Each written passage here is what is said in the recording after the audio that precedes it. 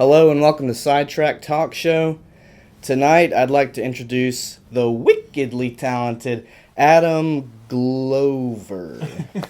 Thank you for having me, Ross. Yep, no problem, Good man. to be here. My pleasure. This is my cousin, ladies and gentlemen. We've known each other since birth, basically. Right? Basically. So that intro, you know what I'm talking about? John Travolta, when he called Idina Menzel, he flubbed her name. Or you know what that reference is when I said the wickedly talented? You know what that's from? No idea what that's from, man. To fill y'all in, John Travolta, during the Oscars one year, he was introducing Idina Menzel, the girl that did the Frozen song. He called her Adele Dazeem, totally screwed her name up completely. He's like, Adele Dazeem.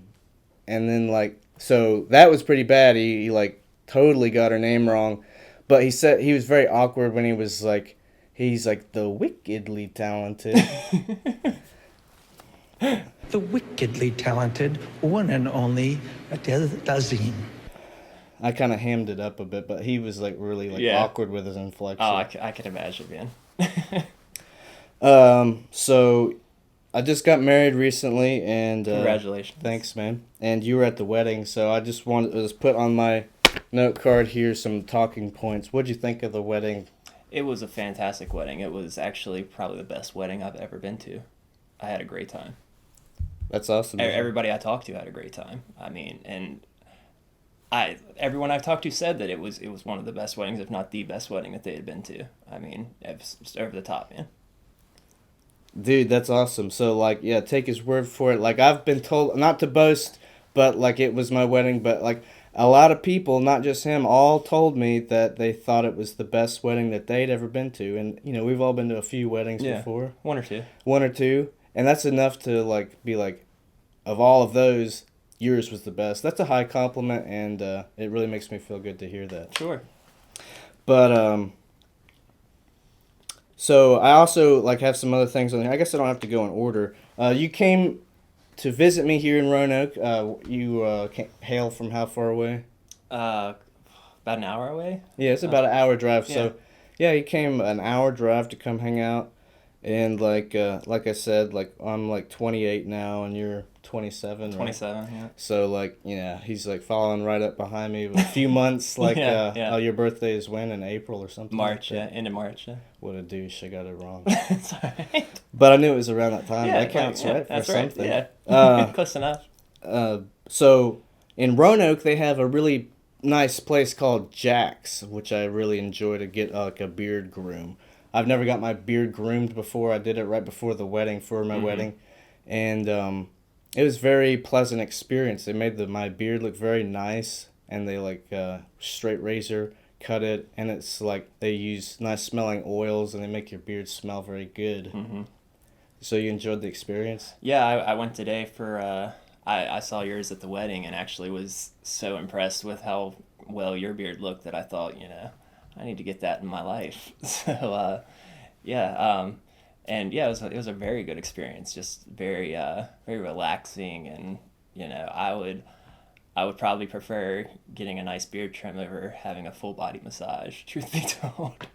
Yeah, I think so too. They're massaging your face, focusing on your beard, and it's just, for $15, and the price of a reasonable haircut, they can do a really good job for your beard, and they offer drinks before you get your they coffee, water, or a soda if you wish. Nice little touch. I've never went to any haircut place ever, and they've offered a drink. No, I can't recall that either. But it's a pretty legit joint.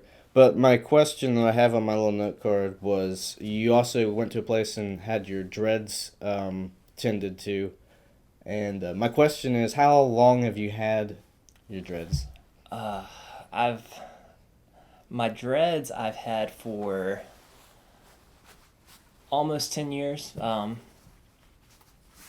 It 9 years, 9.5 years, something like that. But I've been growing my hair for 12 years now. So I mean, it's pretty lengthy. It goes down past my waist now at this point. So it's got some little bit of length to it. So I wanted to also talk to you about playing as kids when we were kids.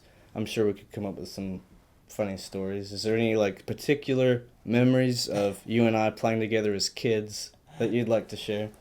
Put you on Um, the spot. the biggest thing that comes to mind to me that I remember from our childhood, um, don't know why, but I guess I've always felt close to you. Um, and I will never forget, for whatever reason, I would not let you leave before I gave you a kiss goodbye. Was that it? Yeah, and you hated it. Literally, you would run from me, and I would chase you, tackle you, hold you down, and kiss you on the cheek, and that was like you were. It was okay for you to leave then. Like, I don't remember that dude, it well. was and like it was half like I think just I really loved you, but I think it became like a weird like OCD tick, like you couldn't leave without it. And I have no idea like at what point it stopped. Thank God we don't still kiss. What age was that, do you think?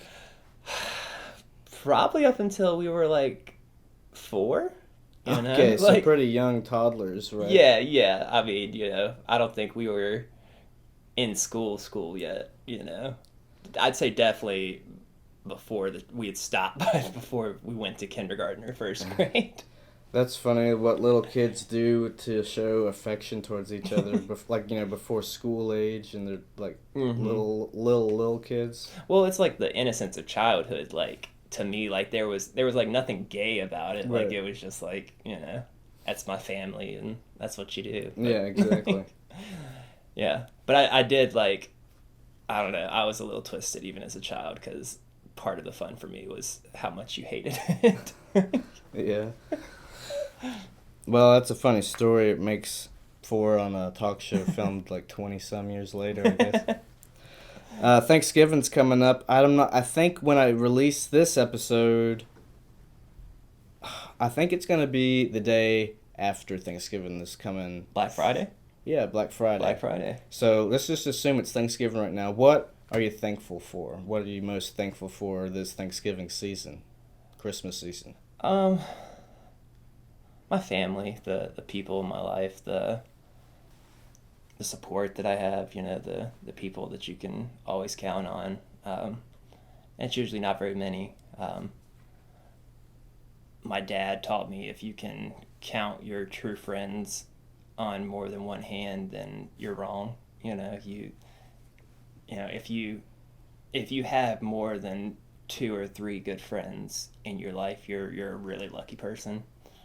So that's what I'm thankful for. That's an awesome answer, man. I'd probably have to say the same thing. What he said, like family. I think family is the big. That's the thing about Thanksgiving, right? You get together with your family and friends, whoever Friendsgiving also like your family, Right, right. but like it's your friends, Yeah, friends, family, hand in hand. that's Right? the whole point of the thing, man. Yeah, yeah, exactly. That's what it's all about. So Joe Dirt, I have on here.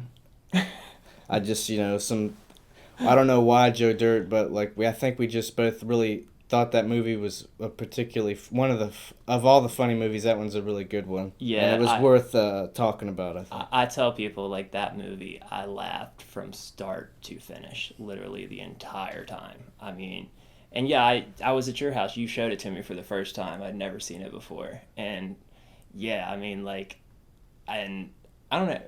Do you remember my sister was there?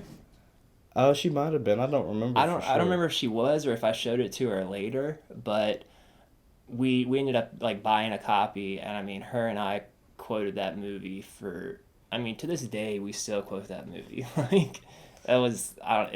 It's a very well made, and I'm not like a huge like oh, what is his name? Dennis Spade.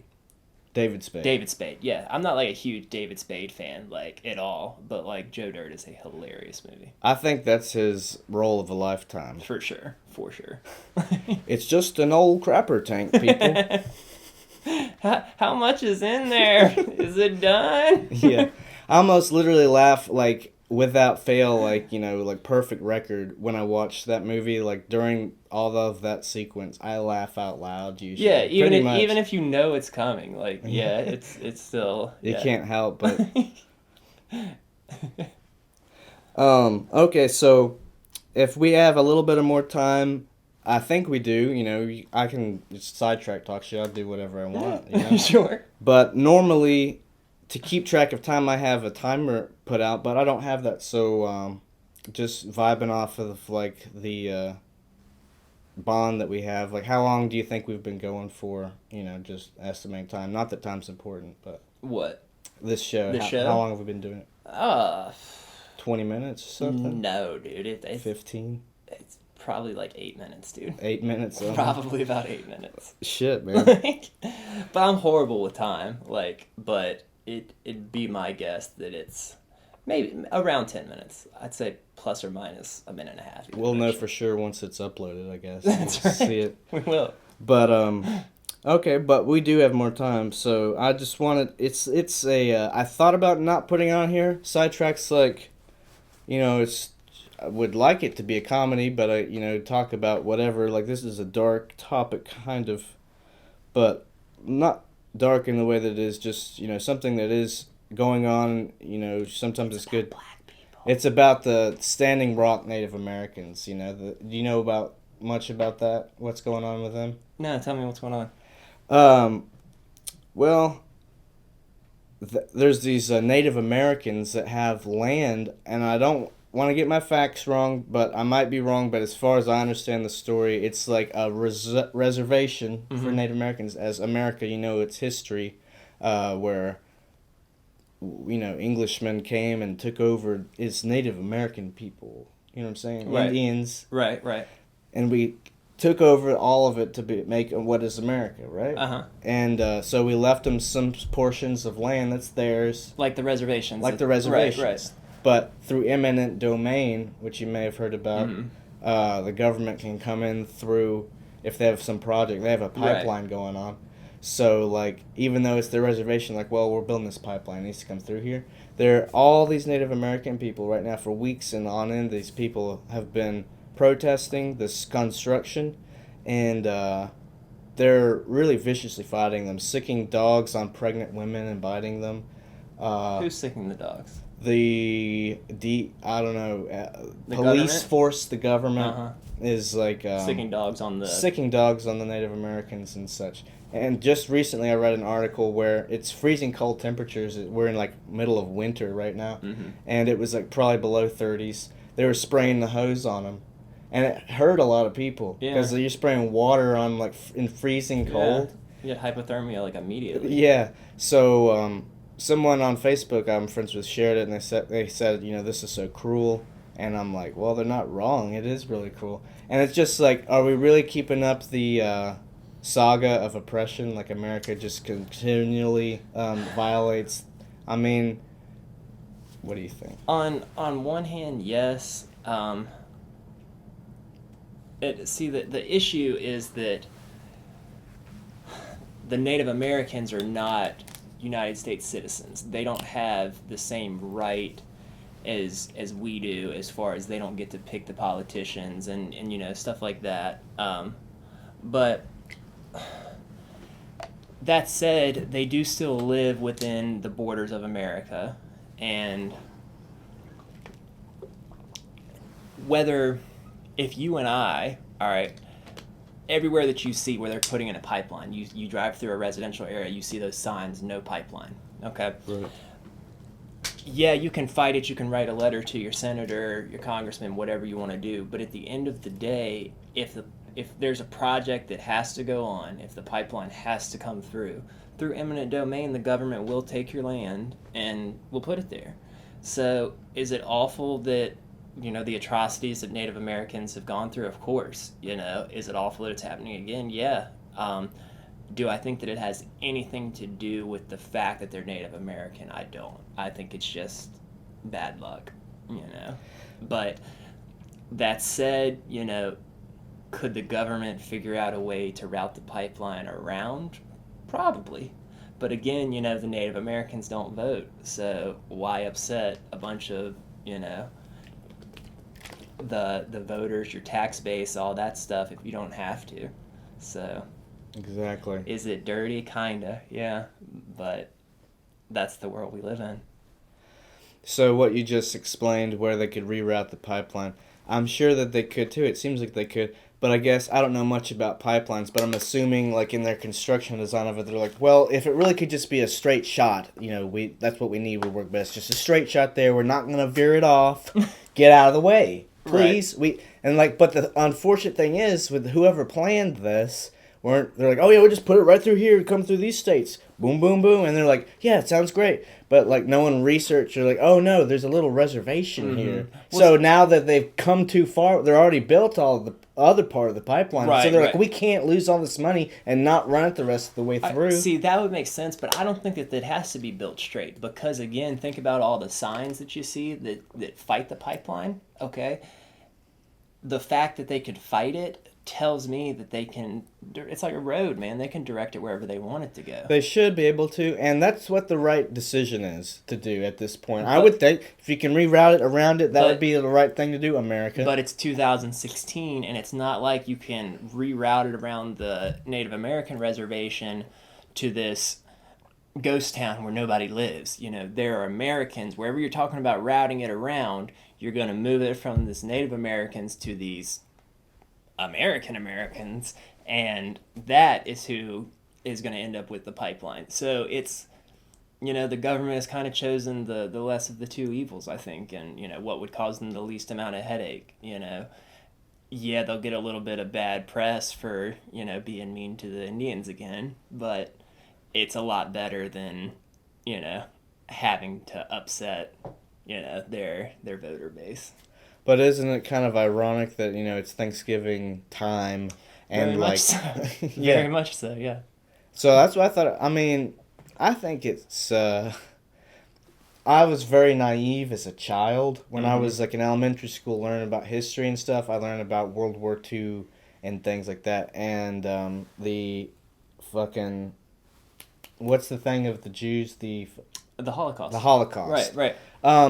So such atrocities in World War II and like racism and Martin Luther King times and oppression of black people and all that kind of stuff I was learning about in school as it was history. It's over and done with. And I was like, okay, I'm like in the 90s now and this time forward. You think that's all in the past. Yeah. That's we're past I all really that. thought Yeah. that for a long time even. But see, man, there's always going to be the persecuted group, because I think, most of the millennials in our generation, thought the same thing. But the first group that I can really, well, no, I think the first group that I ever remember, truly seeing being persecuted against was Muslims after 9/11. And that, and a close second to that, would have been the gay community. And the only reason why, I'm not saying that the gays were not persecuted before the Muslims, because they definitely were. I'm just saying in my life, I experienced 9/11 before I learned what it was to be gay. But my point is, the gays were persecuted, the Muslims were persecuted, now we're seeing a lot of transgenders being persecuted. It's just, it's the way of change. People fight change, and America, its whole thing is basically it's like a tug of war with like whose rights. It's a land of rights. The country has a lot of freedoms, but it's always constantly figuring itself out, trying to do better, make steps backwards. As long as your rights doesn't. Is this rights hurt violating mine. these other people's rights? And that's when the tug of war comes in. That's right? when the issue happens. Yeah, my freedom of speech cannot, hate speech is not protected. I cannot speak out and tell people, on Thanksgiving we're all going to go to Ross Quisenberry's house and cut his head off. That is illegal because that... Don't do that. because that infringes on you. So it's, it's a tricky, slippery slope, but, it's... Unfortunately, that's the process that we have in this country for change, Yep, that it is. So, but I was born in this country, so I'm kind of like, it's like I'm used to it, I guess. But also, we're white people, and like, I think people of color also kind of have it bad in this country. Like, we're not black, so we don't know how easy we take for granted, I think, being pulled over by cops or like dealing with cops. And I think because if you're a white person that's respectful, you'll just, go on. But if you're a black person and you're even respectful, I mean, they just seem like they're getting clipped left and right, man. Bro, I've been pulled over and been plenty respectful and still Well, you got been the dreads. persecuted just fine. So, Well, so it just comes down to like people judge you by your image, your skin color, a lot of times, how you man, dress, yeah. what you're showing off there. And I mean, is that right? No, it's not. But it's a lot of people would say that like part of being an adult is kind of conforming to the Society norms. views. They just want you to be like suit and tie guy with the haircut short. Exactly. And like probably no beard, but I guess you could have a beard if it was trimmed short. if it's trimmed up nice. But I don't think that's not what America was founded on. America, like we were just saying, if I want to grow 20-foot dreadlocks, if it doesn't hurt you, why not? I think it's about fighting for freedom every day. I guess that's what America's thing is. You gotta fight for your right to party, like the song, and like just that's it's an about American pushing the fucking envelope, rock man. Like ballad. you have to push the envelope to figure out where the line is. Right. And people want to push it as far as they can. I think and. But I feel like you have to because that's you. You only find out what too far is until you've gone there. Right, exactly. And people want to push for that's just advancement in life and evolution. Like people want to shoot to Mars and colonize Mars and do big things and always trying to push it. How far can we take it? As long as you're living your life, I guess, right? That's about living your life, and then like if it's violating someone to the point where it's like taking their life away, that's or their liberty, right? So life, liberty, and what is it? Pursuit of happiness. Pursuit of happiness. Unless you're John Locke, and it's property. That's English. In the Constitution, when they say every man was created equal, they meant every man, right? But like in that time era, did they didn't consider slaves to be slaves men. were property? Exactly. So all men are created equal. Wink. That's basically what. Yeah, like, well, again, like, written, we're talking about how stuff evolves. Words evolve, definitions of stuff changes. Like, fag used to be bundle of six. Right. Like, gay used to be happy. Same thing. Like, I think, like now, in elementary school when they teach, about that, they say, all white men were created equal, but I think the fact of the matter is, back in 1776, men meant white men. Right. It's just fucking nuts, right? Fucking hey. I spaced out for a second. Happens to the best of us. Even John Travolta. Oh, I know what I was gonna say. My thought was I wanted to in summation. I'm not a racist. I see black people and people who are different parts of the world, and I just like what'd you say? Nothing. I'm just saying like people like to treat them as inferior, but they can do the same shit that like I can. They can play saxophones. They can build computers. You can play the saxophone? Huh? You can play the saxophone? I can't play the saxophone. Oh, but you could if you wanted to. Yeah, exactly. Gotcha. I've always, I have a my cat's back there like making a ruckus, but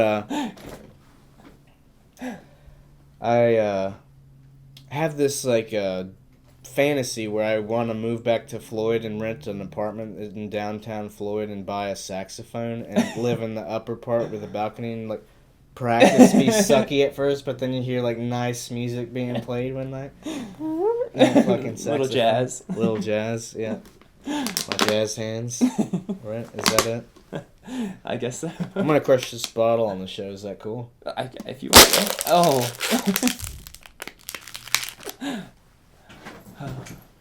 So, what do you think about being on Sidetracked? That was a question I asked on one of my last guests when on my trip to Canada. I asked Buddy, I was like, what do you think about being on Sidetracked? It's definitely a first for me. I don't think it's the first time I've been asked to be on a talk show. So, this is setting the bar for me. We literally set these bars up to hold this backdrop. We did. Buddy's answer is a little bit similar to yours. He said, I asked him, how's it feel to be on Sidetracked? He's like, new, never been on Sidetracked. Right. So, but do you feel, like I asked him, do you feel cool, calm, and collected? Do you feel like, cool as a cucumber? Yeah, I mean, a little... Is it a bit too stiff of a format? No. With the suit? No. Like, because it's you, like, had it been, someone I didn't know, it might have been a little more stiff, but no, I've been pretty comfortable. That's cool. Yeah. Well, all our talking points are spent, so at this point we've just been, like, free balling it, you know what I'm saying? So we'll go for, like, 3 or 4 more minutes. Okay. So, have you just been good in general lately, man? How's life? Like, thankful for family. It's Thanksgiving and Christmas time. Like, like, we all get, like, probably bummed out by depression. Depression's a pretty, like, bummy monster of a topic that not many people like to talk about. Let's take Sidetracked in kind of a dark territory. Like, do you feel like you... Sounds fun. Do you suffer from depression at times? Like, to where, like, everything seems like it should be going good. I should be happy, but I just am sad for no reason. Me personally? Yes. No, not me personally. And I mean, That's good. And I have a lot of people in my life that are affected by depression. Excuse me. Yeah. Technical difficulties. But I'm really grateful that I don't have depression, because the people that I know that have it, I mean, it's completely debilitating. Oh, I know. And, like, I think every human being gets, like, depressed from time to time about things that maybe are worth being sad about for a time. See, that's what I was going to say is, I've been depressed before, but the true definition of depression is when you're depressed and there's not a reason for it. Right. I've been down before, but, and like I said, I've been so sad, like, I can't get out of bed and stuff, but I can put my finger on why. Right. There's normally some sort of, like, thing going on in your life. It's like, well, if you think about it, if this problem were resolved in this way, I wouldn't be feeling this way. Mm-hmm. It's a matter of circumstance that can be changed. Right. So that's not depression. And I think, yeah, so it's a discussion about depression and just, figure it out. So, like, it is a distinct line between what actually is depression and just being, like, normal human behavior. Mm-hmm. So you should like try to identify the difference, because people who legit suffer from depression, that's gotta suck, really bad, because, like... Oh, it's, like I said, man, it breaks your heart, like, to see somebody that you love with depression, because there's nothing that you can do to help them, Yeah. And, like, the people that you love, there's nothing you wouldn't do for them, but the worst feeling is when there's nothing that can be done. You wait your turn. You're guest number 2. My cat Amelia, ladies and gentlemen. I kind of wanted her to be on the show, so I'm glad that she's here to end the show. So let's just call it. That's the show right there.